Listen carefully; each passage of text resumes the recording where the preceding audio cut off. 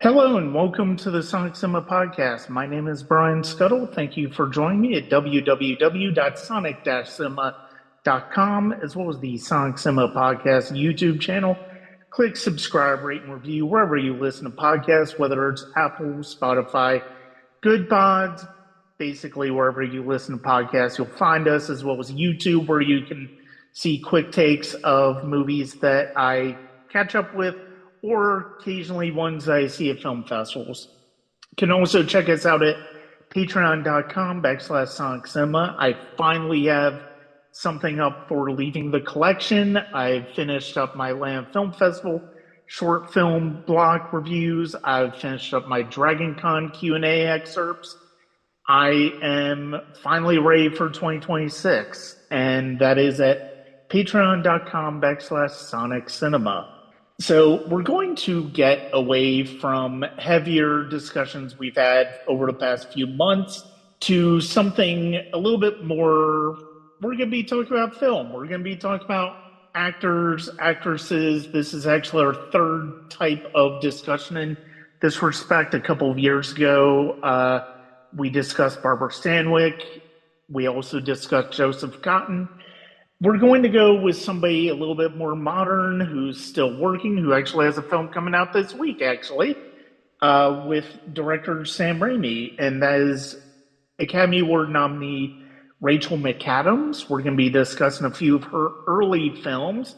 Joining me is a return guest. They are the host of Female Gaze podcast, where she every week talks about a different film from a female filmmaker. I was on the podcast early on. We talked about Catherine Bigelow's Strange Days. And please welcome back to the podcast, Morgan Roberts. Morgan, thank you for joining me. Thanks so much for having me. I know that we've been talking about this episode for a hot minute, so I'm glad that we're able to dive into these films. You know, it's funny, it's been a couple of years since we started talking about this episode because my original idea for it was to kind of coincide with 20 years after Rachel McAdams' first real claim to fame with her films in 2004, two of her big films, which we'll be talking about, and then a couple of her 2005 films. And yeah, so it just kind of, that timing is not quite there anymore. But the fact of the matter is, this is still going to be a good discussion. And it works out that she happens to have a new movie coming out. So yes, it's perfect. I have not had a chance to see him. Hopefully seeing it tomorrow night. But yeah, I'm looking forward to it because it's Sam Raimi. I'm a huge Sam Raimi fan.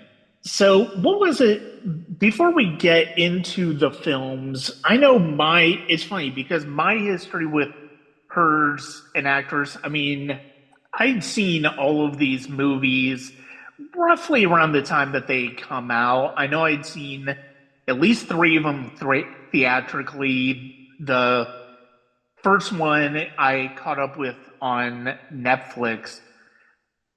How early did you really notice Rachel McAdams as an actress that you wanted to pay attention to? Yeah, I think it was really early on because one of the films that we're going to talk about today, I was technically 12 when it came out and it was rated PG-13. And so all my friends got to go see this movie and quote it endlessly. And I've never felt FOMO in my life like that. Up until that point and to this day, I have never felt left out so much. So I remember renting it from Blockbuster. Same with some of her other early films. She was very early on someone that I was like, oh, I know who this is and I like what they're doing. And the fact of the matter is, it's like when she hit the ground running in this, she really did kind of hit the ground running, and she really has not stopped. She's been nominated for an Oscar a decade ago. She was nominated for Spotlight, and she's also been in Marvel movies. She's been in man, I'm trying to remember all of the things that she's been in. She's been in a ton. Yeah, Like I mean, she's what? worked with great actors, great filmmakers, great actors as well. Yeah, she's worked with like Terrence Malick and Brian De Palma, and as you were saying, doing Marvel films. I obviously loved her in Are You There, God? It's Me, Margaret, with Kelly Fremont Craig as the director there. And yeah, it's really, she has such a varied filmography. And I think that's also very interesting because that started very early on in her career. I think if you listen to the Mixed Reviews podcast, they dove into Amanda Seyfried, who is one of her early co-stars too. And she's someone who I also think could have easily been pigeonholed into very dumb blonde type characters or, you know, really just kind of seen as the lamppost per female character in a film. And she too has worked with Karin Kusama and has done some really wild films throughout her career and coming up with The Testament of Anne Lee recently and The Housemaid. To have both of those films come out in the same year is wild. Yeah. Well, and of course, I was just looking back at my reviews of her films, and of course, there was Game Night as Oh, well, yeah. which so many people remember her from, as well as Jesse Plemons Yes. in that movie. And yeah, she is fantastic in that movie. She's great in like pretty much the thing that's great about her is that even if the material was not necessarily the strongest, she's memorable in a Yeah. movie. And I mean, I think you really get that in especially those first couple of years where she really hit the scene. And we'll go ahead and start off with the first one that released, which is 2004's The Notebook, directed by Nick Cassavetes, based on a novel by Nicholas Sparks, also co-starring Ryan Gosling, James Garner, Gina Rowlands. And it is, it's funny because of the fact that this was, I remember, I've kind of noticed, and especially with rewatching The Notebook, which it had been a while since Yeah. I'd seen it. I don't think I'd seen it since that first time. We do kind of see author adaptations basically come in bunches. Like you think about the late 70s, early 80s, Stephen King was the big author to adapt. In the 90s, you had John Grisham, of course, you had Michael Crichton. And then in the 2000s, you have Nicholas Sparks. You have A Walk to Remember, you have Notebook, you have a ton of other ones that I either didn't see or don't really remember that well. And Notebook was really one that stood out and was arguably the biggest hit from the Sparks adaptations. And it was Rachel McAdams, obviously, her big breakthrough. Ryan Gosling, he had been noticed a couple of years before for a film The Believer, where he played a neo-Nazi. But this was obviously before Half Nelson, before he became a very hot commodity. This basically started it. And the thing that is so rewatching this movie, it's like I think at the time this movie felt not nearly as maudlin and saccharine as it does now. Like rewatching it, it's like, wow, I forgot how sappy this movie is. But then I also was noticing and was like, the structure of this movie. I mean, it's a very familiar structure, but the way that structure works within the story is very, very strange, I think, because Yeah. you have the flashbacks obviously with them as they're younger, as James Garner is telling this story to Gina Rowlands, and to the surprise of nobody, even if you've only watched this for the first time, like they're the couple. They're the older version of McAdams and Gosling's characters. But at a certain point, the young couple story ends, and it's all about the older couple. And it's like, that's a really weird structure. Yeah. So, you know me, Queen of Chaos. It started early.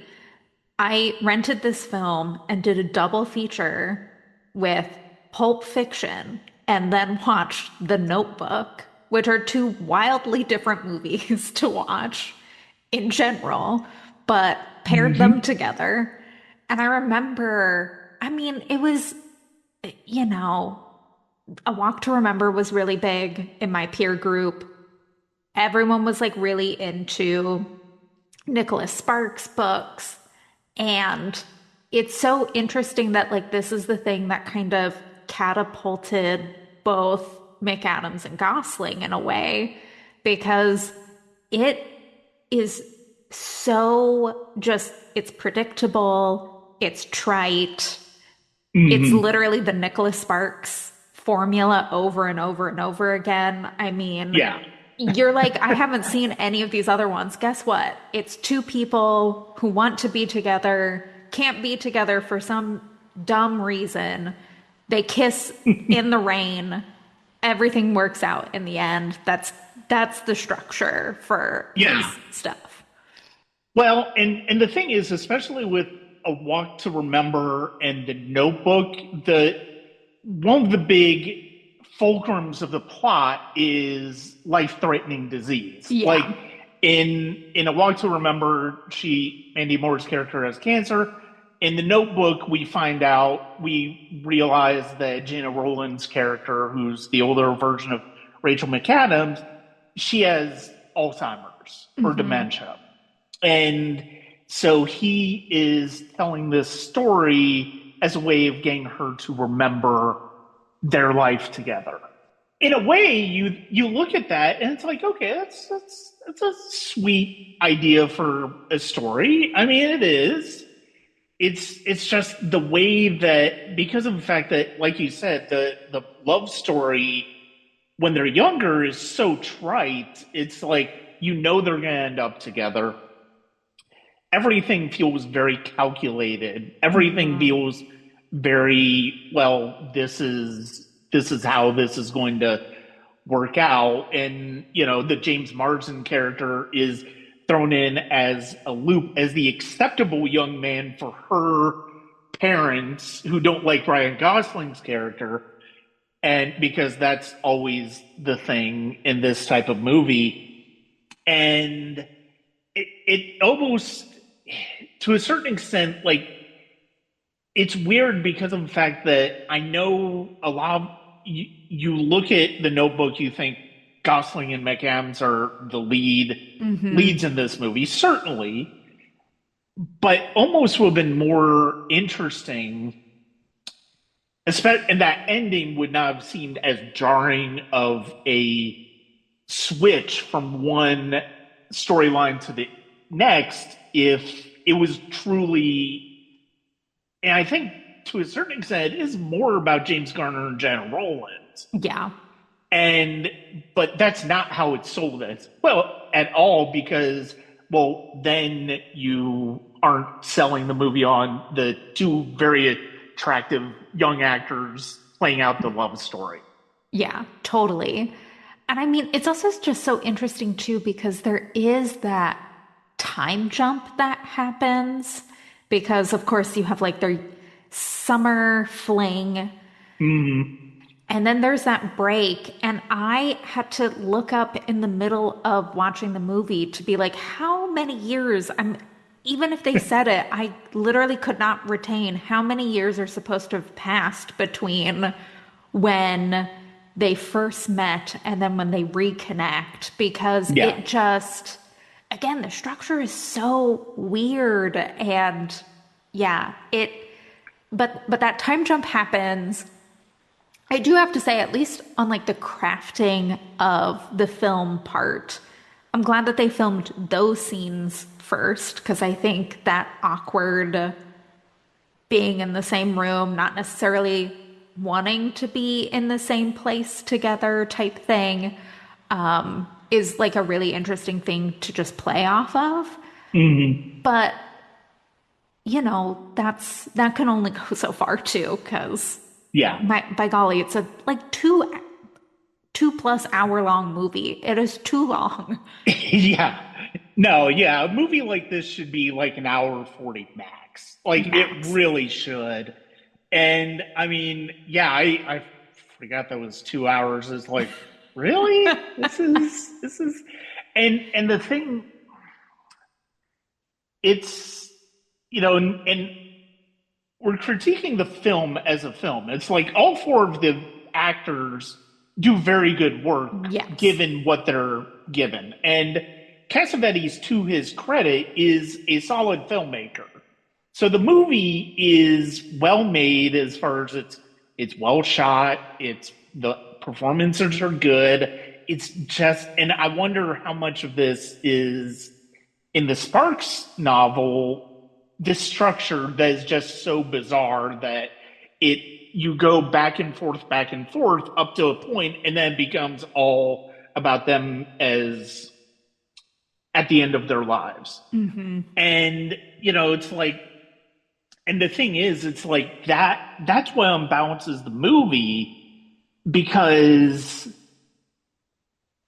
I'm more engaged with Garner and Rollins than I really ever am McAdams and Gosling. Yeah. Well, I mean, I do love some of the scenes from when they're younger because I think that they Yeah. play that very well. Hmm. But it is just kind of especially once you know what's going to happen, you're like, okay, I am kind of just watching these people in their youth, knowing that like they live a whole life after this because I'm Yeah. seeing these two older actors going, oh, yeah, of course. Well, Hmm. they have children? Oh, we learned that they have children. What Hmm. do they end up together for forever? Spoiler alert, they do. They Yeah. die in the same bed, which is also just so, I'm like, I mean, what Hallmark movie were you inspired by for that? well, and the fact of the matter is, it's like, look, there are stories that go around of, couples, older couples, where one passes away and then the other one passes away a couple of days later, something Yeah. like that. And it is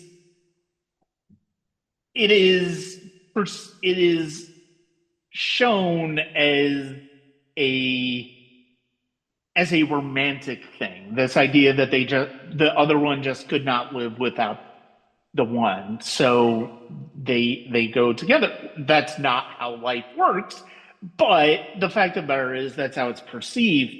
And the it's and the thing is, it's like James Marsden's character. It's like he's a decent guy, and Yeah. it's like he doesn't necessarily deserve this.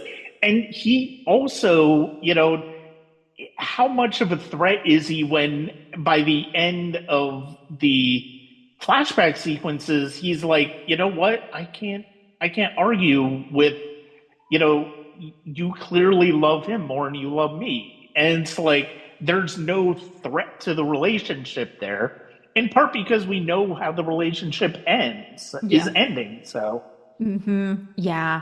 Which, I mean, I will give the mid-aughts this is that they did cast hot people. And I really miss when they're just like, hey, we're having a romantic movie. And it's just like, okay, well, like, I want the hottest people right now. mhm. And in 2004, they were like, ta-da. Oh, you thought that just Ryan Gosling was good? Now we also have James Marsden for you. You're Yeah. welcome. Yeah, James Marsden in the middle of his X-Men run, Yeah, and exactly. after which he would become more. You would see more of the charisma. That's like, oh, okay, this makes sense. Why people are casting him? Like you would see him in like Hairspray and other and I think what was I'm trying to think of some other ones, but I mean, he was a tool, but I loved him in Bachelorette. well, and he's hilariously dim uh as the knight in shining armor in Enchanted, like Yes, as yeah, Prince Charming in Enchanted. Like he's hilarious in that movie. But yeah, I mean, so you've got this showcase for these two young actors, and they deliver. Like they deliver. They won. I think they won best. I'm pretty sure they won best kiss at the MTV Movie Awards back when that was iconic. like actually worth something. Yeah, Um, if it was worth anything in terms of cred as a cinephile. And the thing is, but the thing is, it's like all I can think of is like I'm so much more. I mean, look, Cassavetes is directing his mother yeah, and directs her fantastically because she's a terrific actress, and it's like clearly there's some, the talent is in the genes, and as far as him as a director, so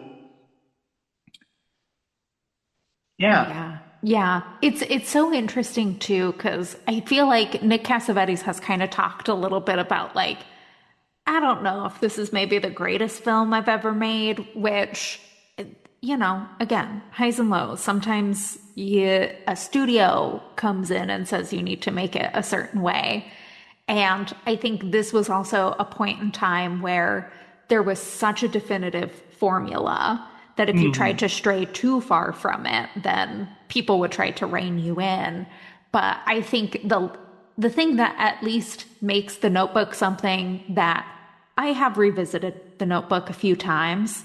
Yeah. It's not one that I put on regularly, but there are really strong performances in it. And you do have these really kind of just like occasional lovely scenes where you're like, oh yeah, like no wonder people gravitated towards Rachel McAdams or Ryan Gosling after this. Or, I mean, I do Right. think that Jenna Rollins as older Rachel McAdams is really an inspired choice. Like as actors, I think that there's a lot of similarities in some of the ways in which they have a presence on screen. They look similar enough because I also think that that's the other thing that happens so often is they're like, I just want these actors. And you're like, okay, well, this person is clearly a foot taller than your younger version of this character, but okay, we'll suspend belief for that. So I think that that's also kind of a nice touch in this movie. Yeah. I had forgotten that James Garner was nominated for SAG for this. And he is really terrific in this Yeah. movie. Like I will give him that. I don't believe him as the older version of Ryan Gosling at all. But No. and I think that's part of where my disconnect with the movie is because of the fact that it's like with to your point with McAdams and Rollins, you can connect the dots between these characters are very much just one character. I can't, and part of it is because of the fact that Garner's version of the character is being coy. He's going under a different name because he doesn't want to alarm her. But it just really it takes you out of the movie to a certain extent Yeah, because of the it fact that can. it's like intellectually speaking who this character is. You just can't necessarily connect the dots between them the same way you can the two versions of Allie.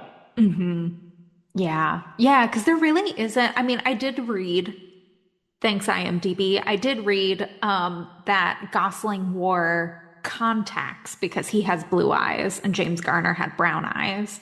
And so for that continuity, which also I have to appreciate that because how often are we watching a film where you're like, they don't even have the same color eyes. Like I know that that doesn't change as you get older. Yeah. But there is like It's almost kind of like, I don't know if you were ever dealt the misfortune of watching Vox Lux, but it's kind of like having Rafferty Cassidy as one version of who would become this Natalie Portman character. And it's like there's such a disconnect between like the demeanor in the first part of this younger version with the demeanor that we then see presented in this older version of a character. Because I Hmm. think like the character Gosling plays is really I there's a lot of prickliness to him that I don't think people always recognize because again he's hot so people are like Hmm. great but like there are times where he can be kind of especially in that 7 year jump very controlling very Yeah. big and brash and then you have this older version of him who is so soft and so Hmm. caring. And it's like, not to say that he was never those things, but I don't, there's still a little bit too much there that it just feels like completely opposite ends of the spectrum when you look at a character. Yeah. No, again, it's trying to connect the dots between the two versions of the character. And yeah, I mean, it's obvious that the character probably as much because of what happens to Allie Hmm. changed, but you don't see that based on anything we see in the movie. And Yeah. that's where it's really hard to really figure out exactly, well, how do these two characters, but I mean, I've been a fan of James Garner for Yeah. decades. Like, I mean, I would occasionally watch Rockford Files, like, and whenever he showed up in movies, it was always fun to watch him. He's just a terrific talent. But yeah, I mean, it's like, okay, this is, they're good. They're Hmm. good. They're decent. It's again, we sort of talked about where it's funny because obviously it is sold on them because they're the younger version of this couple, but are they really the main version that we're invested in? And Yeah. that I'm not quite sure about. So we're going to move, unless you have anything else to say about the notebook, there's not really much to say There's about, not honestly. for how long it is. I'm Yeah. impressed that we were even able to talk this long about it. So we are going to go to the next film, which came out a couple months after the Notebook did in 2004. It is the first adaptation of Mean Girls. The screenplay was written by Tina Fey, stars Lindsay Lohan. Rachel McAdams plays one of the main cool kids that Lindsay Lohan gets ingratiates herself with. I don't think I had seen this since theaters, but the Wow. thing that is, I'd forgotten a lot. I'd remember some of the high school stuff. I did not remember the whole context of why Lindsay Lohan is the new kid in this school. So freaking bizarre, so insane. But I was pleasantly surprised how much I enjoyed this rewatch. It's like everything like, whereas the Notebook was like, yeah, this isn't quite as good as I remember. Mean Girls is better than I remember, and it's because of how great it was cast. Honestly, like, it's cast extremely effectively. It's got the tone right. As absurd it is very much a quintessential '90s aughts high school Hmm. movie, late '90s, early aughts high school movie. Um, and it's just fun. It's Yeah. just fun.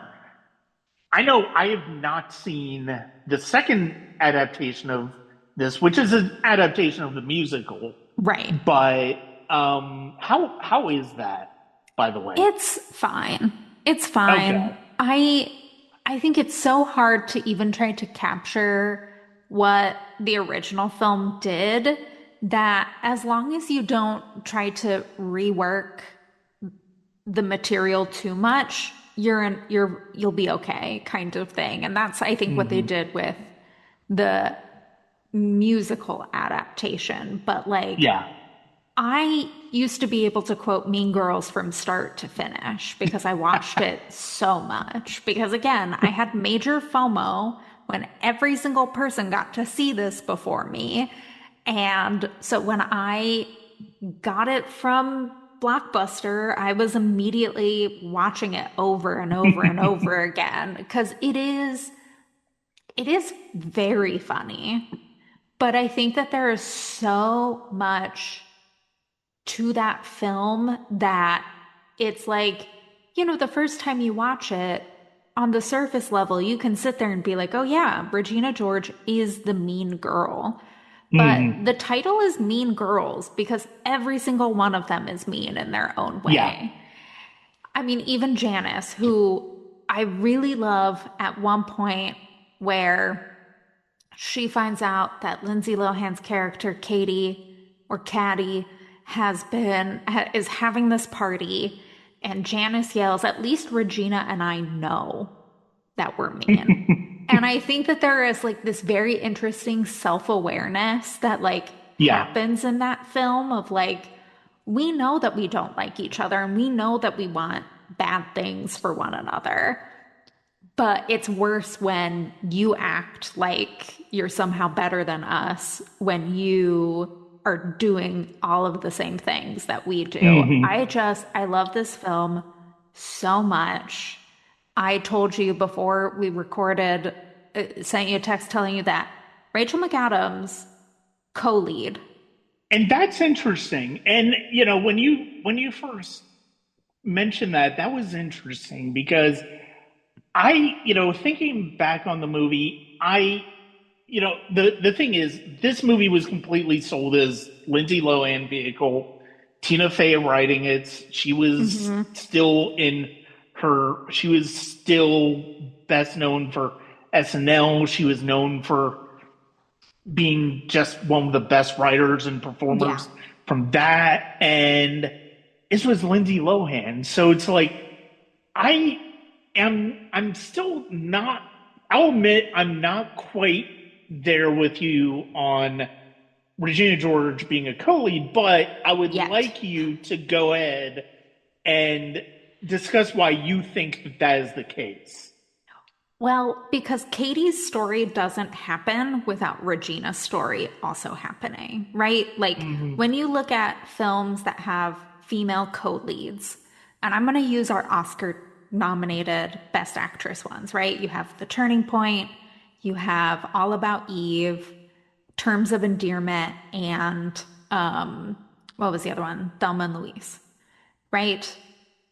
All of those films, they do technically have largely one woman does have a little bit more screen time than the other one, but without their stories kind of moving in similar directions, there's no way for that, what we consider the main lead, to even have the same trajectory that she would have without this other important Hmm. parallel story. Because the film is not only about Katie finding herself and like learning, the film is also largely about like the rise and fall of a really powerful woman.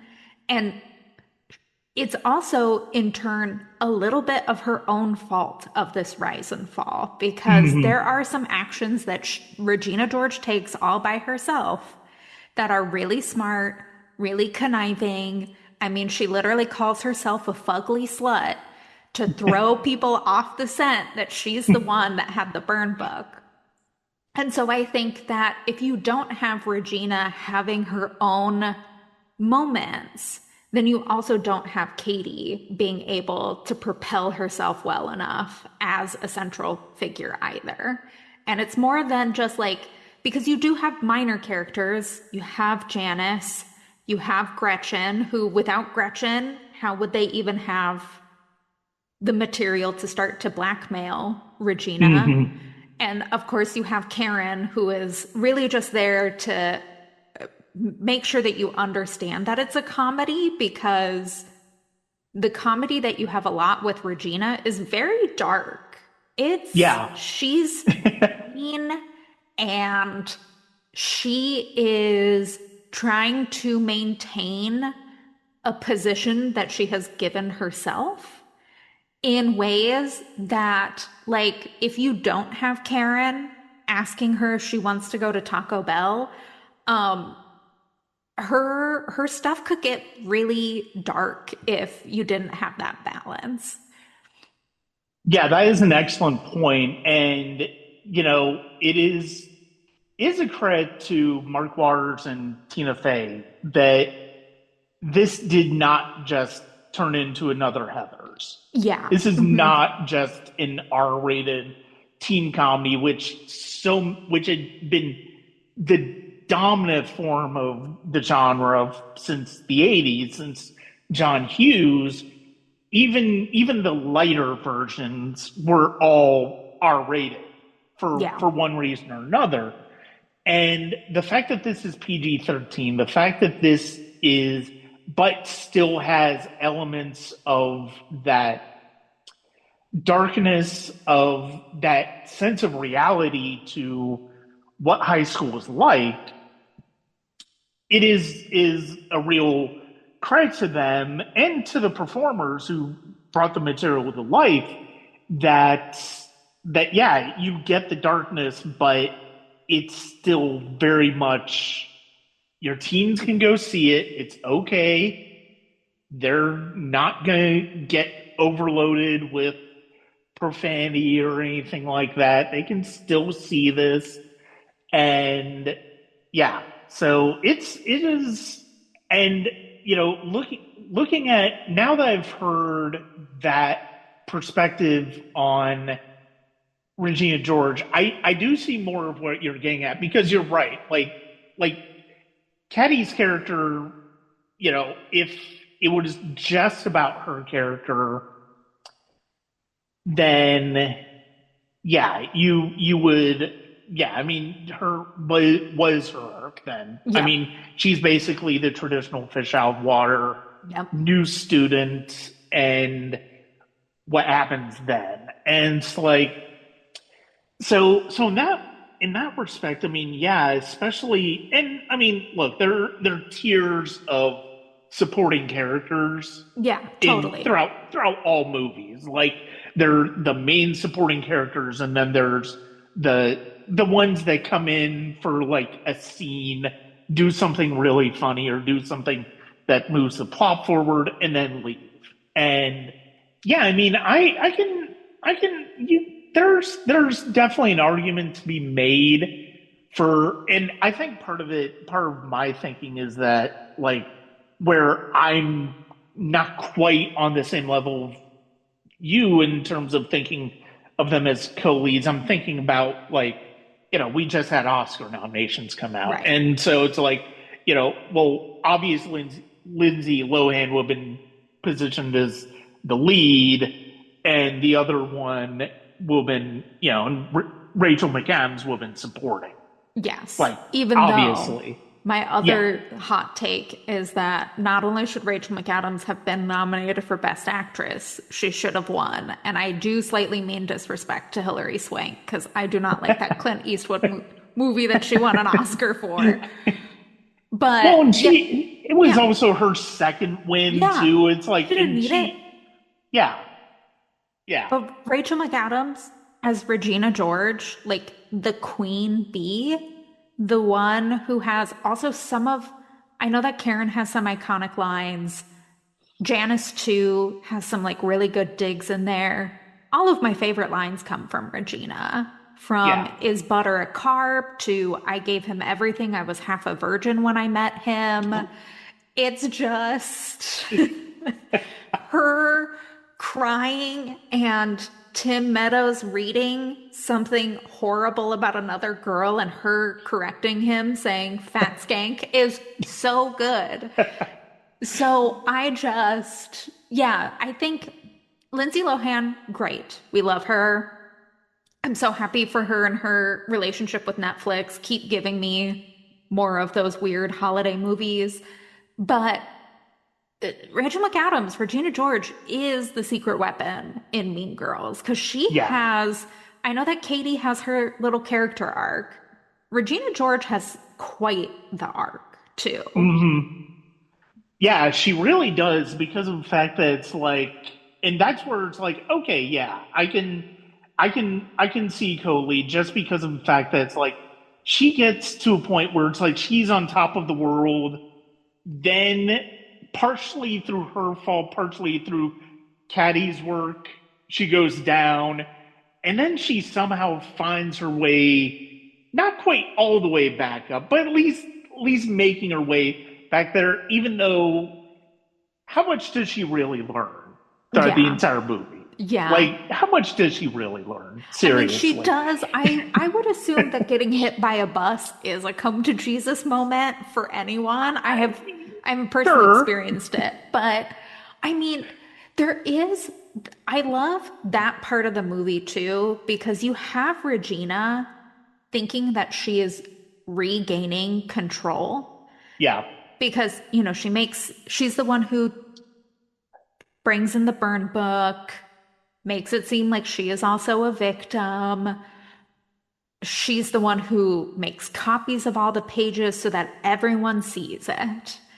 And I love that shot of like the chaos happening around Yeah. her, and Yeah. she is just still. Yeah. But there's that part afterwards. So they have that great assembly with poor Mr. Duval going like, I can't do this. I need a woman. Please talk to these girls. Where they're having this moment where all the women are like, all the young girls are apologizing to each other for something. Again, another great one. I'm so sorry I called you a gap tooth bitch. It's not your fault. You're gap tooth. So good. But you get Janice basically apologizing to Regina, which Regina also having like this weird back and forth with Janice. They do feel like two rivals that feel that they're equal to one another, which I also find very interesting. But Janice then explains how basically so many things that have gone wrong in Regina's life, from her body image changing because of these Kelteen bars that make her gain weight, to her boyfriend learning that she was cheating on her and actually holding her accountable for it, to all of these other things that her friends turning on her, her being isolated was all because of, Janice, of course, takes some credit for it, but it's all Katie. And there's that point where Katie runs after Regina and Regina goes, oh, like, do you not understand what it means to learn that everyone hates you? And I think that is like such an interesting dawning moment for Regina, because I mean, there was that part earlier where they're asked who here has been personally victimized by Regina George, and everyone, including that poor like office secretary, is raising their hand. And there is this moment where all of a sudden Katie talks about feeling like the most hated person in the world. That was Regina moments before. And people only shifted that opinion because they can't hold it for someone who, has to be in a halo because they got run over by a school bus kind of thing. Yeah. So it's this is a rich text. I love Mean Girls. It is definitely richer text than the Notebook is, which is, For sure. amazing because, it's like you wouldn't necessarily peg it as such based on the two genres that they're in. But the fact of the matter is, it's like the thing that is great about Mean Girls is that not only is it fun, but to your point, there is a lot of insight. Like I think, one of the things that you look at a certain genre of teen movies, you look at teen movies over the decades, and it's like there are very few that are truly insightful about youth, about what it's like to be in school. And it's like this is part of the reason why this is such a strong one is because there is insight to this. And it's Yeah. like whether you personally feel like you identify with the characters or not, like I don't know that there's necessarily maybe a little bit of catty at the beginning when I first moved to Georgia, is where I would identify with her, but otherwise there's like no way I would identify with any of these characters, especially, in my 20s when this Hmm. movie came out. And so, but the thing is, it's like you remember the types. You Yeah. remember the types of characters from high school. It's like, oh, she definitely fits this archetype. She fits this archetype. Oh, yeah, I remember that archetype. And I think that is that's where some of the best of the teen comedies excel because of the fact that they're understanding the archetypes and they're also making them believable. And I think that's one of the Hmm. things that's most surprising about this is that these characters feel like real people. They Yes. don't feel like caricatures. Totally. It kind of reminds me a bit of like Olivia Wilde's Booksmart, which kind of also tackles like, here are the archetypes, and like, let's also give them a little bit of hues and shades that you normally wouldn't Mm-hmm. see in that archetype. Because I think, to your point, like, Regina, Gretchen, and Karen on the surface would just be mean and vain. Like, that's all we Yeah. would know about them. But, like, you can tell each of these young girls are very insecure. We get it with Gretchen finally cracking when she feels like Regina is no longer keeping her as a confidant. You have Karen getting that treatment when basically people just think of her as promiscuous. Mm-hmm. And then, of course, you get it with Regina when she kind of is like, in her last ditch effort to gain control, all of her insecurities are confirmed through Yeah. that pep assembly. And I think if you didn't have that, like, it wouldn't be that interesting of a movie because why why would you care if Regina has a bit of a redemption towards the end? Why would you care? What, I mean, it's so funny, but it also is kind of like what a beautiful win that Karen gets to give the weather.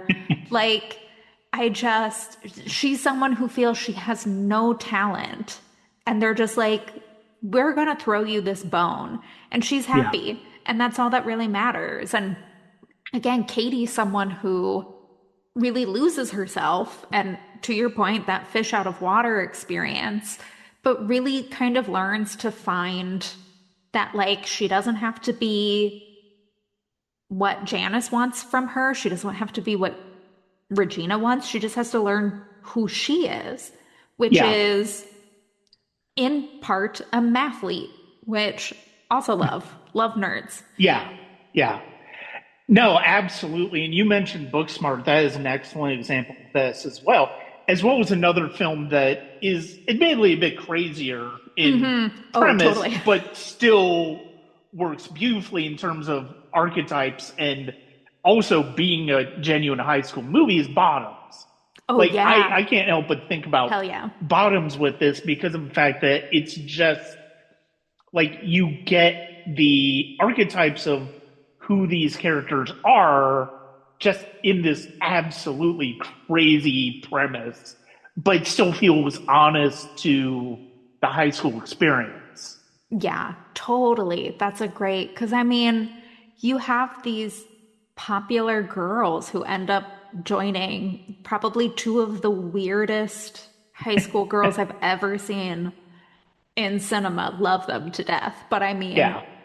they're an odd pair. And to like have who would seemingly be other girls who aren't in that same group to all of a sudden realize that everyone has something in common because they're seen as others because of their gender or whatever it might be. Yeah, but a little bit more. That's kind of, it's almost like Heathers, the raunchiness of Heathers, because Heathers does have like some moments where you're just like, whoa, that's really pushing the envelope there. But it has like the laugh out loud humor of Mean Yeah. Girls. Yeah. No, absolutely. And yeah, I mean, it's, and the thing is, it's like, this is very populated with my wife, ladies and gentlemen. I mean, the audience isn't going to see this, but, her making yet another cameo on a podcast. Love.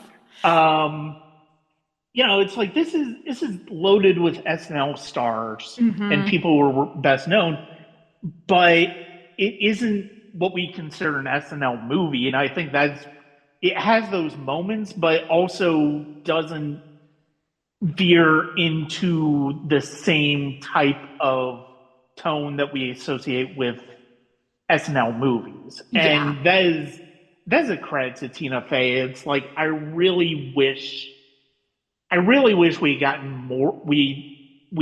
more films out of her as a writer Yeah. because she just does such a tremendous job. Yeah. I mean, she has her faults. I will say there have been a lot of critiques about how Asian characters are handled in this film and in some of her other works. But there is something about her writing that does not talk down to the audience, Yeah, but is still very smart. That I think, to your point, like it doesn't feel like an SNL film because so often there's so much wink, wink, nudge, nudge happening in those films that it's just like, okay, we get it. It's just a long version of Night at the Roxbury or whatever it might be. And instead, this is a totally separate thing, but you do have Amy Poehler as yeah. somehow the most chaotic, but not a bad parent. Everyone always says that Mrs. George is a bad parent. I beg to differ. She's not perfect, would not call her that. But I mean, she's all about making sure that her daughter uses protection. She doesn't want people to be drinking outside of the house in an unsafe place. She goes about it a little bit the wrong way, but I Yeah. can get behind the sentiment. And yeah, no, absolutely. I mean, the thing is, it's like all of the performances are so strong in Yeah, this movie. Like it's truly an ensemble. Everybody makes sense in those situations, and it's just a fun movie. yeah, And and there's a reason that it's endured. Like there's a genuine reason why it's endured. It's not just because of the quotes, it's not just because of the memes that have come out about it. It's because of the fact that it's just fun in a completely absurd but also kind of heartfelt way. yeah, In a totally. way that's honestly more honest than the notebook. I Yeah, mean, that's the thing. It's like I don't mean to keep going back to the Notebook, but it's like, yeah, you think about the story in this. It's like Mean Girls is much more authentically human and realistic than what we see in the Notebook. totally, You know, totally. when No, it's not focused on James Garner, and Jenna Rollins at yes, least. yeah, yeah, Um, because they do have lovely chemistry in that movie, and they they do a do. great job in those scenes. But yeah, so we've seen at this point we've seen Rachel McAdams in a lead romantic role. We've seen her in as part of an ensemble where she's one of the main characters, but still everybody has their place in it. We're going to get to another one of those later, which is absolutely fantastic.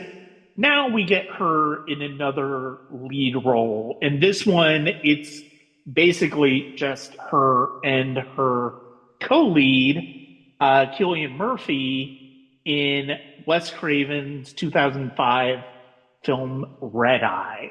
And this was, it's funny because of the fact that this was after Wayne Crashers blew up, became the comedy of the summer, and she's obviously in that one, and it's beloved by certain sects. I've only seen it once. It's fine. I don't need to see it again. Yeah. It's not really my type of humor anymore, and I enjoyed it in the moment, but it really was fine, and it just helped cement her as somebody who could do a lot of different things as an actress. In Red Eye, this was an August release in 2005. This was coming after summer. Arguably one of the most biggest ones in terms of just hit after hit after hit after hit, because you had Star Wars Revenge of the Sith, you had War of the Worlds, you had Charlie and the Chocolate Factory, you had freaking March of the Penguins. Hell yeah. You had Wayne Crashers. Like, you had all of these big movies just being hit after hit. So you look at Red Eye, and it's funny because of the fact that it was really a movie that kind of got lost in the shuffle.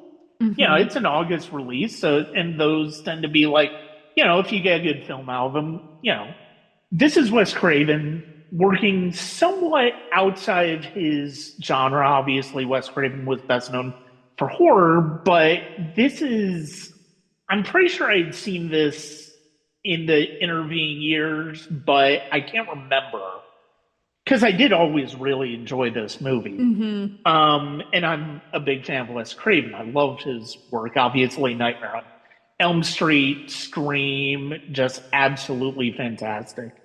And, it's funny because, going off of Craven a little bit before we get into the movie, is that this Red Eye came out a few months after Cursed, which was his werewolf movie, his collaboration with Kevin Williamson, that was just a disaster.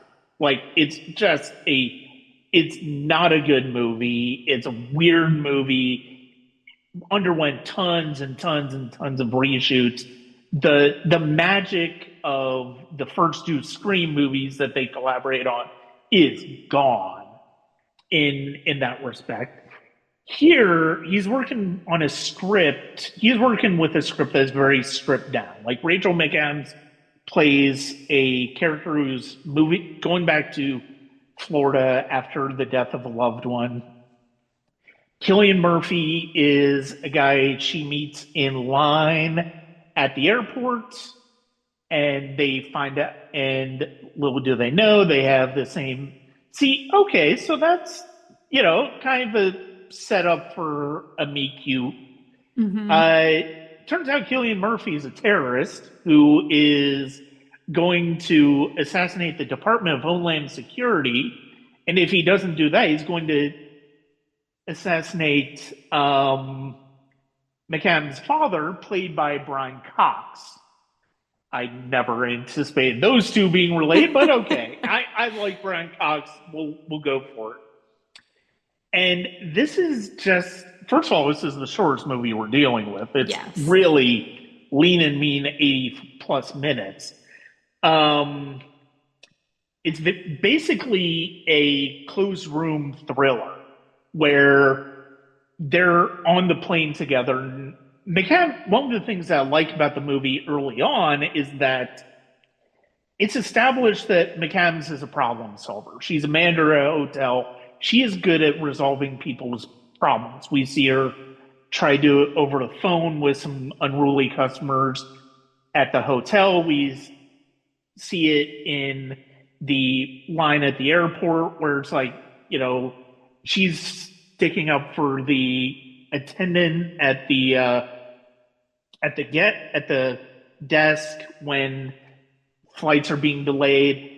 And it really boils down to how is McAdams going to get out of this situation. I think, and the fact that she's able to do that as effectively as she is, it's it's a great part of her character this film really just leans into.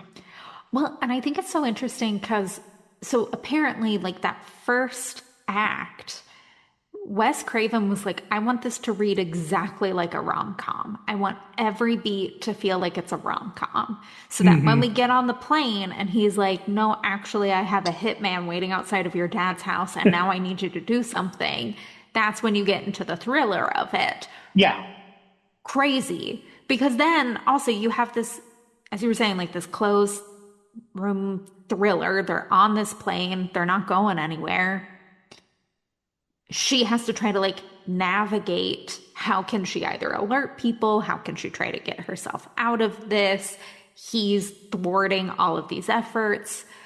And but then they touch down and it's like political thriller because these people are literally pulling a bazooka out of the ocean. And I'm like, this is the craziest movie. I love every minute of it. Give me 800 more like this. I miss these so much, but it is so wild to watch because again, you're like in this confined space and the movie completely shifts when she decides to stab Cillian Murphy in the throat with a pen, which was always the part that I remember ramping up to and putting my hands over my eyes because I hate watching it. Didn't watch it this time either. This was one of my favorite like cable movies. Yeah.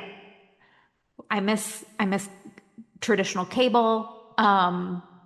It's really just so fun to like anytime you see a part of this movie to just sit down and watch the rest of it because that's right. The vibe of this. It's 3 different movies and yet they all make sense because again, like that first act, as you were saying, it shows that she's a problem solver. It really shows how empathetic she is. That second act, they're stuck on a plane. You do kind of have like little bits of humor in it with like, you know, she tries to go to the bathroom. He then kind of confronts her there to thwart her effort of, you know, trying to make a bomb threat claim on a plane.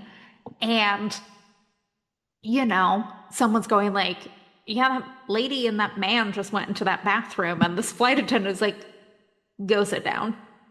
Well, you can go to the one nearest your seat. Go that way. Get out of here. And it's like, it's so funny, but it also is just like, oh man, of course that's how someone would read it because they don't know that she's literally. I also, watching them swipe the credit card to call someone on the phone during a flight, so nostalgic. The youth don't know. This is a time capsule like you wouldn't believe. And you mentioned how this is a really great cable movie, and that idea is just gone nowadays. It's like it reminds me of something I wanted to bring up when you brought up Mean Girls. It's like so when to go back to what you were saying of like, you know, you didn't see Mean Girls theatrically, you caught up with it, and you basically watched it over and over. You would rant from Blockbuster. The thing people need to remember this time is that was not a cheap thing to do. Is that, you would get the video, you would get the DVD or video cassette. I can't remember if video cassettes were even still a thing for theatrical releases in 2004. But the fact of the matter is, it's like you were renting that for just a few days, and you got in as many views as you're possible. Then you had to return it.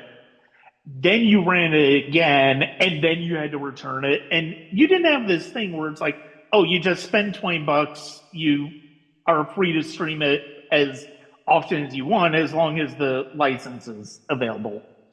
By the way, you don't own everything you buy on streaming. Important remember thing to Yep. remember here. Yep. Yep. Physical media for life. I will say Absolutely. I whipped out my notebook DVD to watch this for this series because physical media is important. But yeah, Red Yeah. Eye, just put that on. It it Wild. Right. and it's funny because of the fact that, it is Department of Homeland Security. So this is post 9/11, obviously, you know, and it is, it's kind of crazy that there are so many things about that third act, like not even including the rocket launcher, which I completely forgot how bananas that sequence got. But the fact that it's like it would be so, just based on the word of the employee that, oh, Lisa made this change, the chief of the Department of Homeland Security would go, oh, okay, yeah, this is okay then. And it's like that would be enough. That idea is just absurd. But again, it goes to how crazy this third act is, and it also goes to how much fun this movie is. Oh, yeah. Well, and also the fact that, like, no one was like, hey, you authorized this. This man almost died. Can you Yeah. come talk to us at, DC? Can we put you in a room with no windows for 3 days? Like, No, it's a very no, it's a very traditional. mhm. It's a very traditional movie ending, action movie ending, where it's like you don't think about the logistics. Like you think about the ending of Die Hard. It's like, yeah, the police chief, the dickhead police chief is obviously, it makes sense they would be berating John McClane, but at the same time, you don't want to hear that at that Yeah. time. You want to see him. You want to see him and Holly go into Argo's limo, and boom, end credits, day saved, all of that. And it's like, yeah, no, that is standard for action Uh-huh. movies, where it's like, oh, let's not think about the logistics of how all of this would work in real life. Let's just, she gets her happy ending here, Yeah. where after the 80 minutes of terror. And I will say, being an adult watching this, there's a part where in this third act, she drives a stolen car into the hitman, but hits the front of her dad's house. And I literally was like, oh, he's got to call a contractor for that. That I hope the house is safe for him to stay in. And I'm like, I'm too old. well, and the thing is, it's like there were a couple of things. So we talked about the third act. It's like it's funny because the third act does have a Wes Craven staple of the Mhm. overconfident villain chasing the final girl around the house. Happened in Yes. Nightmare on Elm Street, happened in Scream. Well, it happened in the first two Screams. And it happens here as well. And it's weird, like how Murphy's character just doesn't check to make sure dad is dead before he Yeah. starts to run around. It's like it's one of those things where it's like, really, this is your priorities are not straight, man. Your priorities are not straight whatsoever. Nope. And this was this was actually one of two airplane based thrillers in Yes. 2005, because Flight Plan with Jodie Foster came out the very next month. And that one's a little bit different. I don't think it's as much, I don't remember it being as much fun as this one. I mean, it's Jodie Foster. She's always worth watching. But, um, but yeah, this one definitely had a lot of fun. This was a DreamWorks production, and it's like you think about so many people. I mean, obviously, when people think DreamWorks, they think about the animation branch. Their live action output in the 2000s was kind of wild, because it was a lot of co-productions because of the fact that the studio was trying to still assert itself as an independent studio, which, it's always been it ended up basically always being in somebody's hands, whether it's Paramount, whether it's Disney, they had to deal with at one point, and then now it's basically with Universal. And, they don't really, outside of the animation, they don't really have many productions that are just theirs. Mm-hmm. And, unless it's Steven Spielberg, a lot of people don't really remember, but it's like, it's like, this is the type of thriller of this time that was very much a staple. Like, you got this type of thing, and it's just really like the third act is insane. But I mean, that's staple that's an action movie thing. You basically expect it, and then it's just the fact that it's like it ends with, oh, you have the relief, everything worked out, cut to end credits. It's like, okay, all right, I'll take that. But the fact of the matter is, it's like you do have Rachel McAdams, and it's like this is another type of character that she's playing. And one of the things that's great about all four of these characters we're going to be talking about, all of them are different in very wild ways. Like, obviously, more romantic heroine, object of the lead man's desire, the sort of villainous teen girl who thinks she's head of the class, and then she gets humbled, and then she, kind of has to figure out her place again. And then this one where it's like she's playing a really confident, strong character, where it's like she has to use her intellect, she has to use her physicality at times to survive this. And it's really, that's something that, again, was a staple for Craven's best films. Yeah. Oh, yeah, absolutely. He was so good at a final girl kind of thing. And it's fun to see Rachel McAdams kind of do that in less of a slasher movie. Yeah. And get to do that in like this thriller. I also couldn't help but in that first act think of his movie Music of the Heart, which is a funny Lifetime version of a Wes Craven movie that he did in the late 90s. It was 99. Yep, yeah. Well, Meryl Streep's Academy Award nominated. That's right, because she learned the violin, and we got to nominate her for that, which was also like two separate movies in one movie. And so I love that he kind of went back to both his roots in that like final girl story, and also was like, I'm going to have this be a mismatch of like all different genres. And yeah, it'll end with a straight up like bazooka rocket launcher heading, going to kill the director of Homeland Security. But we're going to have some of the same flavors and some of the same fun.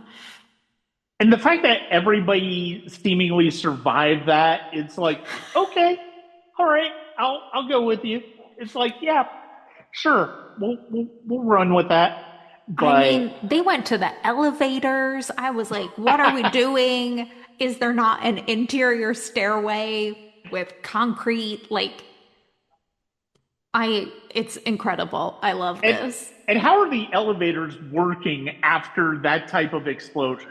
It's like, how? I mean, and you have Jayma Mays before Glee. It's great. Yep. Everything about this movie is great. Yeah, it's a lot of fun. If you haven't watched it in a while, or if you haven't watched it at all, it's well worth watching. It's so much fun to watch. As is our last film, which I know has much more of a following than Red Eye does. I don't know that it's quite on the same level of Mean Girls and The Notebook, Yeah. but it is very much. It's a movie that I think is, at least to a certain subsect of people, has become a holiday staple, and that is the Family Stone. And I've loved this film since I saw it in theaters. I This is one that I knew that I'd seen over multiple times over the years because I really loved it. I owned it, and I know it funny. My Meredith, I know Meredith loves this. Same. Um, which is kind of ironic because the main character in the movie is named Meredith. Uh, she is definitely not the same as my as my Meredith at all. Uh, Meredith in the movie is played by Sarah Jessica Parker. She is going with her boyfriend to his parents' house for Christmas, and you talk about you talked about Lindsay Lohan's character being a fish out water in Mean Girls. There's a level of fish out water in this one that just there are no words Mm-mm. for when it comes to Sarah Jessica Parker's character. And basically everything that can go wrong with her does go wrong. And this is, my favorite Christmas movie of all time, the one that my mom and I watch every year, is Ted Demi's The Ref with Mm. Dennis Leary, Kevin Spacey, Judy Davis. We hate Kevin Spacey, but I love that movie. I still love that movie. Is another dysfunctional family comedy, holiday comedy. It's way more insane in terms Yeah. of the premise, but this one is definitely much more honest, and this one is definitely much more authentic to how real life is. So, when did you see this one and fall in love with it? I think this was another one that I rented because I got to an age where I was finally old enough to watch PG-13 movies, but no one wanted to take me to go watch PG-13 movies, so I had to wait for Blockbuster. That's what I saved all my babysitting money for. Um, and I remember watching it. It was also not during the holidays, which is very on brand for me in this movie. I will watch it anytime. Again, another cable movie. If it's on in April, I'm going to sit down and watch it. If it's Mm-hmm. on in July, I'm going to sit down and watch it. I watch it every Christmas time, like it's just, yeah, I instantly fell in love with this messy family. Rachel McAdams' character, Amy Stone, I say that she is my favorite because I too am a mean bitch who will cry at a sentimental photograph, which is very much her character arc. But it's also one of the films that I listen to the DVD commentary every few years. The Family Stone and I run deep. Mm-hmm. Yeah. This was another theatrical one. I think, with the exception of The Notebook, I'm fairly certain I'd seen all three, the rest of them theatrically. And yeah, Rachel McAdams' character, her character is interesting in this one because of the fact that she is the only one of the family that had met Meredith, Hmm. and she just did not get this good impression off for whatsoever. Hated her, just didn't feel right. And she knew it, and she wasn't afraid of saying it. And throughout the movie, it really, you feel like, in a way, that it's sort of an extension. In a way, it's sort of like a grown up version of Regina George to a certain extent, but she's just being honest. And Hmm. I think that's one of the things that's great about this movie, is that there's a level of honesty to these characters, even Meredith's character, Yeah, that totally. is, yes, your character, dear. um, that just it's part of the reason why the film works so much is as well as it does because Meredith is somebody the character of Meredith is somebody who's very controlling and it has to be every way has to be her way and she's wound up very tight and eventually she brings in her sister played by Claire Danes which I think was the real one of the main reasons I wanted to see it is because of the Yeah. fact that I'm a Claire Danes fan but the dynamic between the two characters, you see it's night and day. Like Julie is somebody who's very much more personable. She's much looser than Sarah Jessica Parker's character is. And the family recognizes that immediately. And they just can't get past how rigid Sarah Jessica Parker's character is. Hmm. It is it's really it's one of the funniest and truest lines in the entire movie is when Sarah Jessica Parker's on the phone with Julie and she says they hate me and then you get pause and then she says yes I'm being myself Yeah. and it's like there we know right away that even Julie recognizes that it's like yeah Meredith is not for everybody. She is Yes. not for everybody if she's for anybody at all. It So is. I mean, it is such a great ensemble. And the reason that I like to watch the film with the DVD commentary on, is there's so much about this family and its dynamics that I think come out through the performances, but definitely do take like almost a historian type person, obviously being the filmmaker, to really delve into it because you do have Meredith who is very disruptive to this tight knit. I mean, it's five kids.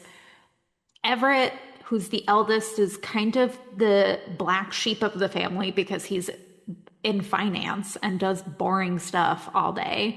But there are a bunch of creative types, but so much of this film is about this family slowly recognizing that their mom is dying, which mhm. I cannot tell you how many like pieces I read, you know, 10 years after this film came out, where people are like, I went into this movie thinking it was going to be Sarah Jessica Parker against all of these people.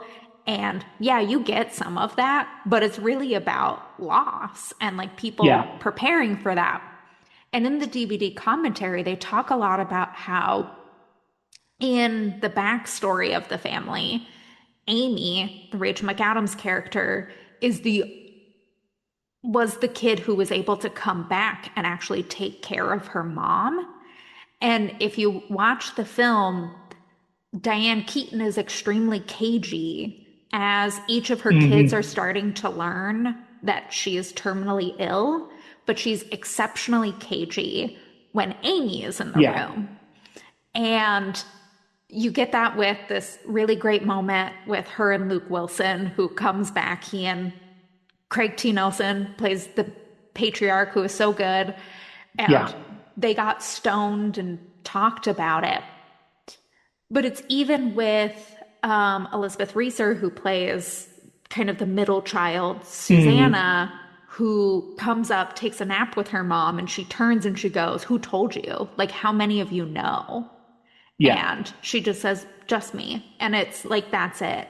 And so I think it also kind of makes Amy and Meredith's dynamics particularly interesting because Amy is kind of mean, but I think so much of it comes from she's trying to keep like she literally tried to keep their mother alive. And so hmm there's this need for preservation that runs so deep for her that it kind of makes her really difficult for Meredith to even come off well because Amy's always setting her up for failure. I mean, there's no scene that makes me want to crawl out of my skin more there's two in this movie in particular, but you have the infamous "The Bride Wore Black" charades Oh, scene, which yeah. is so horrible. Yeah.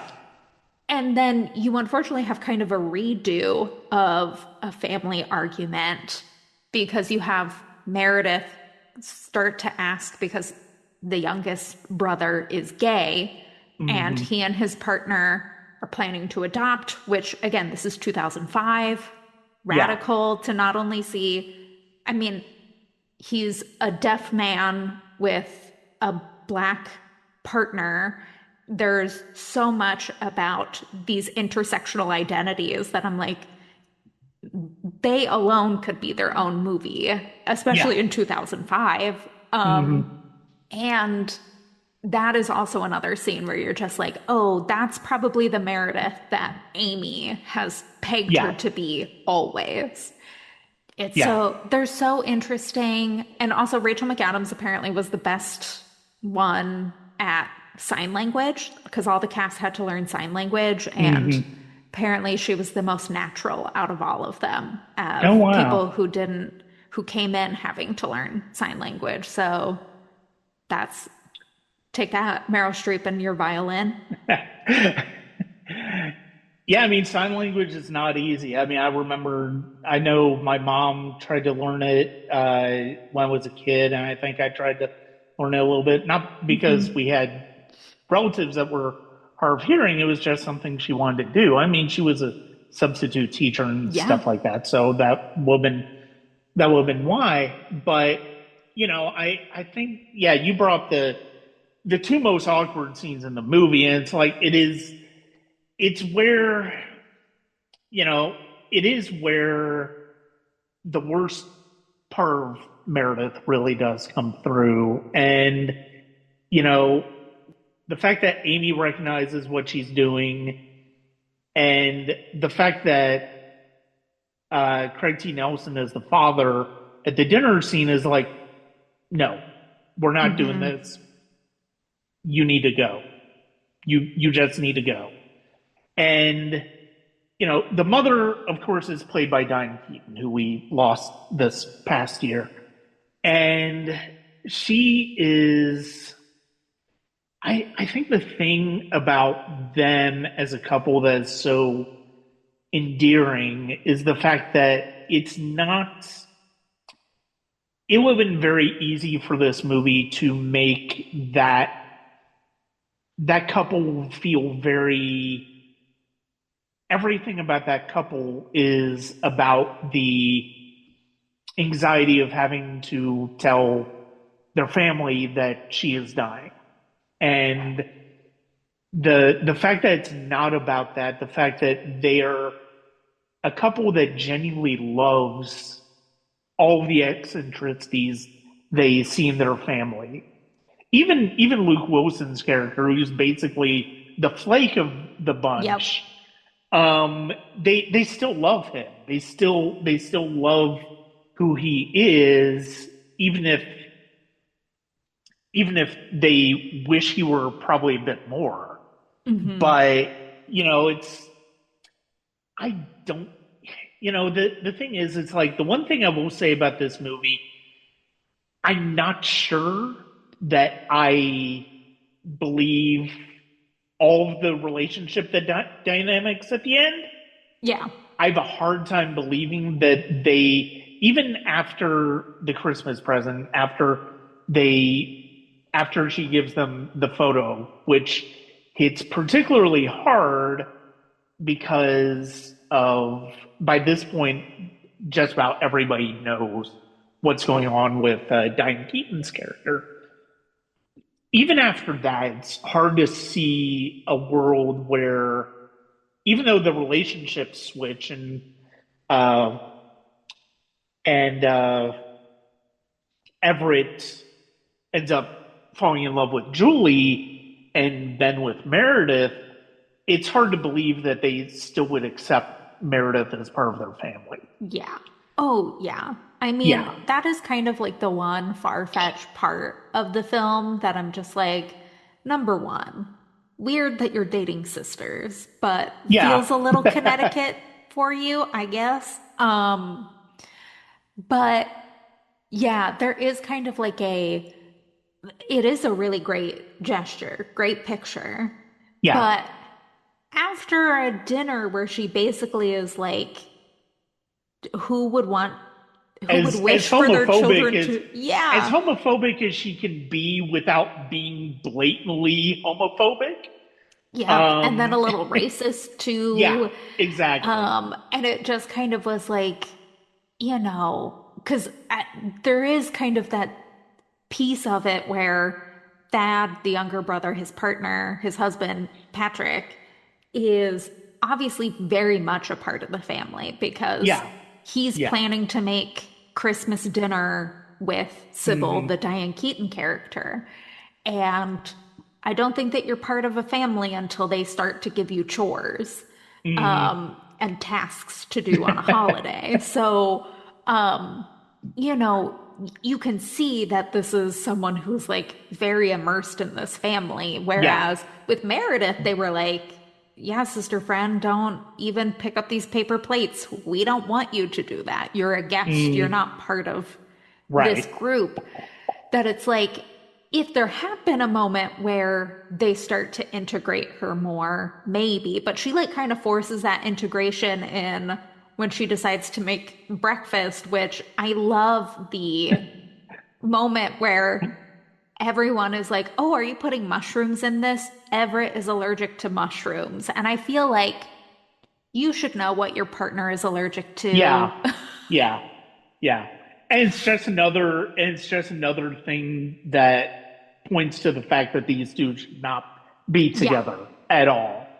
And it's even the moment where like they are like Amy and Meredith are running around and they end up slipping and falling and stuff like that. Oh, there's a big laugh and it's like, oh, but yeah, even then it's like you just don't see that moment where it's like, I just can't imagine that she would have been welcomed back into the house after that. Yeah. I mean, unless they were like, when's your birthday? Here are some books on racism and homophobia. Yeah. We're watching these movies the next time you're up, kind of thing. Hmm.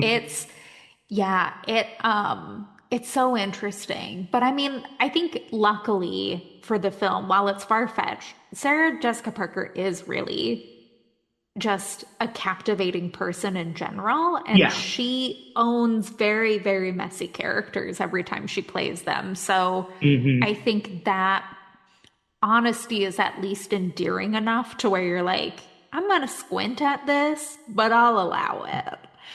Yeah. Well, and the thing is, I do think part of the reason, and I mean, I actually just thought about this, part of the reason they are trying to accept Meredith even after the events of the day before is because Everett is just so knee deep in his feelings of this is the person I'm going to marry. Like Yep. he even after all of that, he still can't get past that idea. Even and yes, his feelings start to change the more he spends time with Julie, but at the same time, it's like even he got mad at Ben for spending time with Meredith the night before. And it's like and Ben is the one and Ben starts to try to loosen up Meredith. So it's like you see you do see the dynamics where one brother is clearly better for Hmm. her than the other, and Julie's clearly a better choice for Everett than Meredith is, but you know it ultimately works because of the fact that it gets to the emotions around Diane Keaton's character so well earned by the end. Um, it's just one of those things where it's like, yeah, you just can't imagine that they will have accepted her back in the home after that. Yeah, totally, totally. But no, this is It's been a few years since I'd seen this, but yeah, it's such a lovely watch, and it's like the performances are all everybody is great in this movie. Yeah. Like we didn't really focus on Amy in this movie, but it's because this is arguably a true ensemble. Oh, yeah. Like, yes, Sarah Michelle Gellar, or sorry, Sarah Jessica Parker is is sort of kind of the main character, but ultimately, even she is part of just the fabric of this film. It's not just about. It ultimately does become more about the parents, Yeah. like in how they've raised this family and how this family congeals even amidst all this chaos. Yep. Yeah. It is. I mean, I will always love Amy Stone. She is so mean. I love that. But there is, you're right. Like they see their kids as both like these very individual people and the love that they poured into each of them. And so you get like these parents who like genuinely care about the well-being and the direction that their children are going in. And there's such a, I mean, the dinner scene is very difficult because again, there is so much of like, I mean, at least have to hand it to Sarah Jessica Parker for very much voicing very what would have been considered moderate talking points when it came to, you know, marriage equality, when it came to adoption for same-sex couples and all of that. And but you really see this family that like Susanna is a mom, Amy is a teacher. I mean, Ben even is kind of like at one point because when Julie arrives, they're trying to like make her and Ben talk to each other. And he's just like, okay, and like, Dad does this, Amy does that. Why are we talking about everyone's like, careers? But you see, they all have very different paths, but they're, you can tell that they like grew up into like relatively well-adjusted adults, Yeah. which you never, I mean, how often are you watching something where it's like, oh yeah, like they were loved as children and told that they were loved? That rarely happens in a movie. Yeah. No, absolutely. And you know, I do want to go back, especially the dinner scene. And it's like you brought up that, yes, I mean, nominally speaking, she is speaking in terms of very moderate views of at the time. And do we think that do we think that Meredith is just truly bigoted, or do we think she's just very awkward in how she's trying to present her personal feelings about it? I can see one or especially with the charades thing. It's like, what are you doing? I'm sure there's got to be another black thing you could point Yeah. to. Um, but especially the dinner scene, it feels like she's more just maybe she just hasn't she's just so uncomfortable in that situation, but she feels like she needs to get. I think she's well meaning. I just don't think that she can express it as well as she would want to. Yeah, I think part of it, I think she does slightly hold those beliefs because Yeah. I think you can tell by the fact that like she and Julie also seem to come from like a very, you know, quote unquote normal family, that there is kind of a banality to like how they grew up because they must have grown up with some privilege because they both Yeah. clearly were able to go into fields that they wanted to do. I mean, Julie's what, like a documentary filmmaker, or, you know, like she gets to, you don't get to like go into fun things if you don't come from money largely. Yeah. So, you do have that. And I think that that's probably a reflection of how she was raised. And like that could have been seen as like a diplomatic way of talking about it. Hmm. But this is also a family that this has been part of the fabric of who their family is for forever. Yeah. And so, like, they are probably going to hold more progressive views because they've had those difficult conversations with other people before. It Hmm. just feels very prickly because this is someone who their son is trying to bring into this Yeah. dynamic. Yeah. And I do think you're absolutely right that, like, I don't think that she is trying to be blatantly homophobic or racist, but I think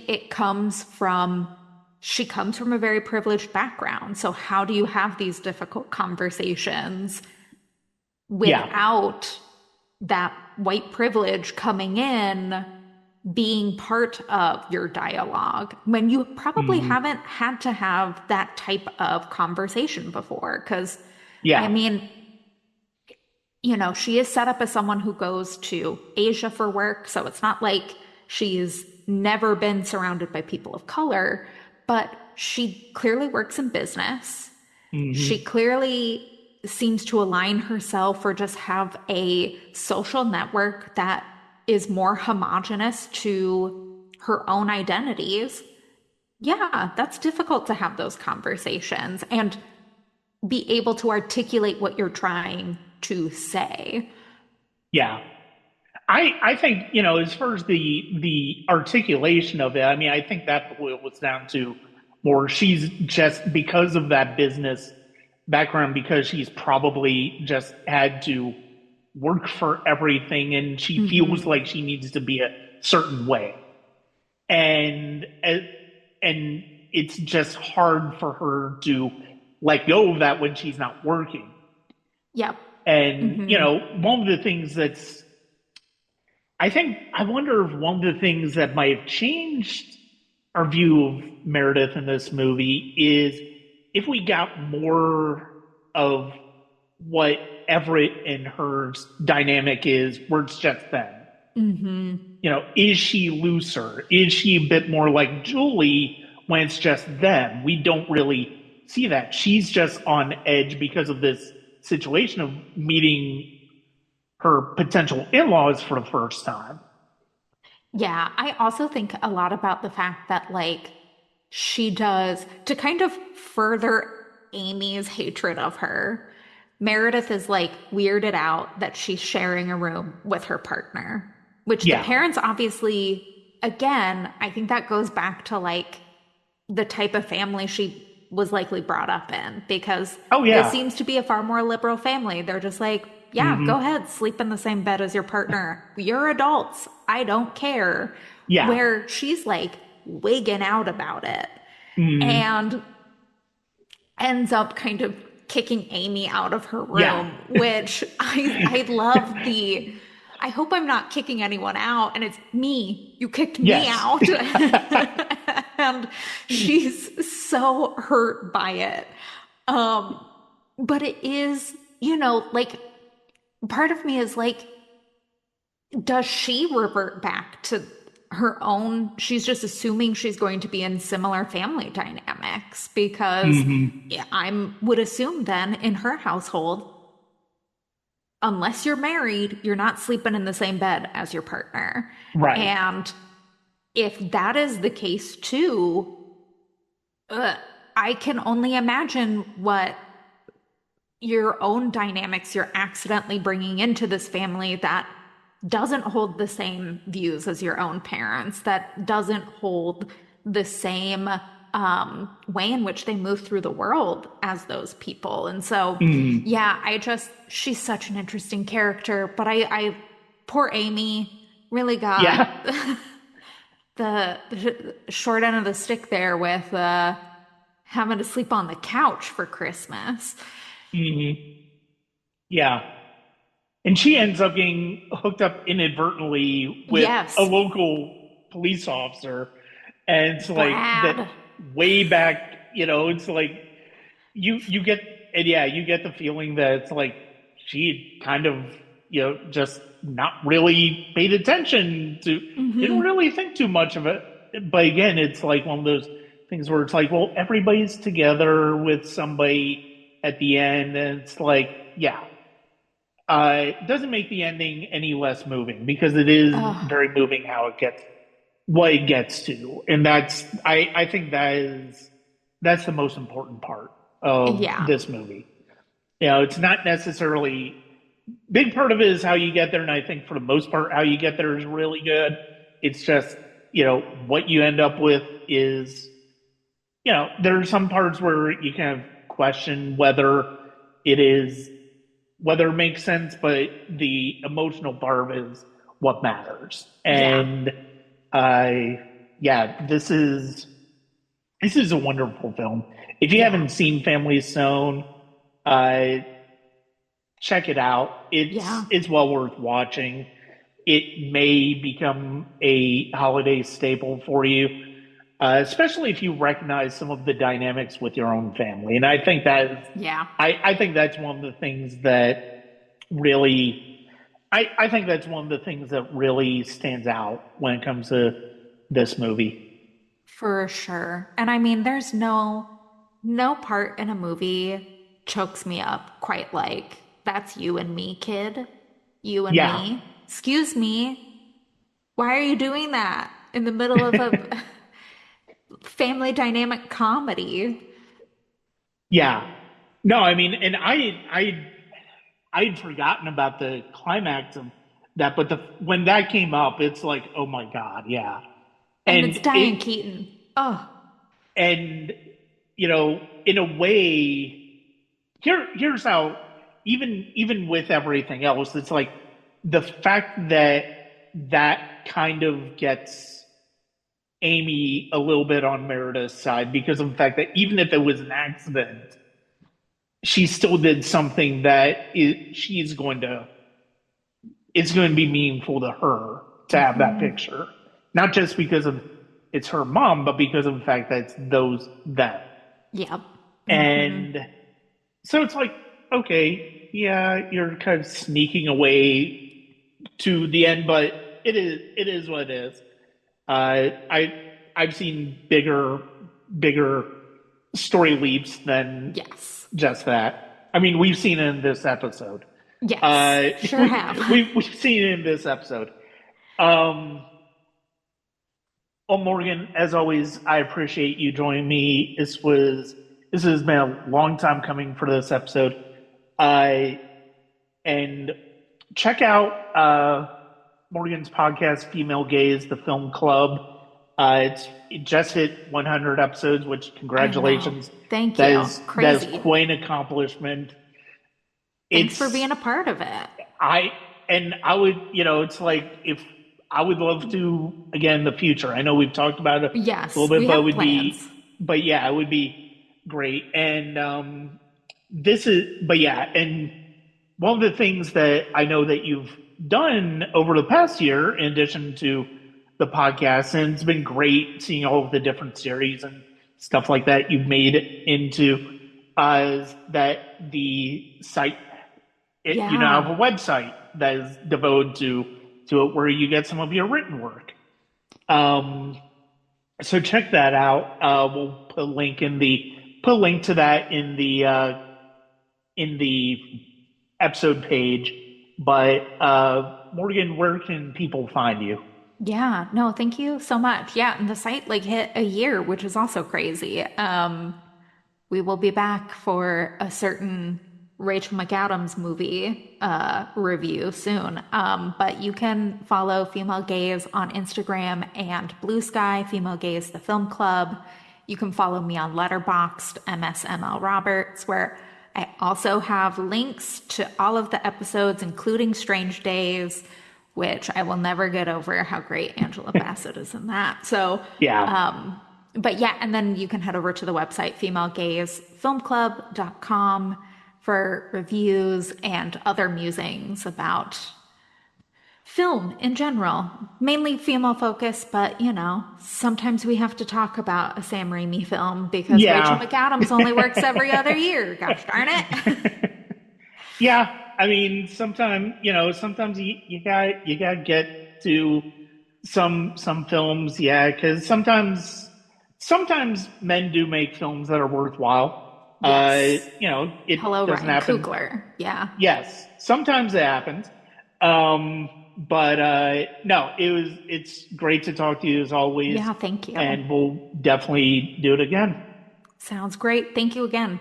I want to thank Morgan for joining me on the podcast. That's going to be it for this episode of the Sonic Cinema podcast. Coming up, we have a couple of individual movie breakdowns coming up in February. A couple of classics. One is one of my favorite kind of caper movies, and another one is an iconic satire about the media has a milestone this year. We're going to have some more fascism in cinema coming up. Going to have some long-standing episodes that finally come out. And hopefully we're going to be getting back into the established classic series where I'm joined by actor Timothy Cox, and we talk about 3 classic American movies that have stood the test of time. Thank you for joining me once again. You can check out the podcast wherever you listen to podcasts or at the YouTube channel. You can check out patreon.com/Sonic Cinema. And more importantly, you can check out my written work as well as the podcast at www.sonic-cinema.com.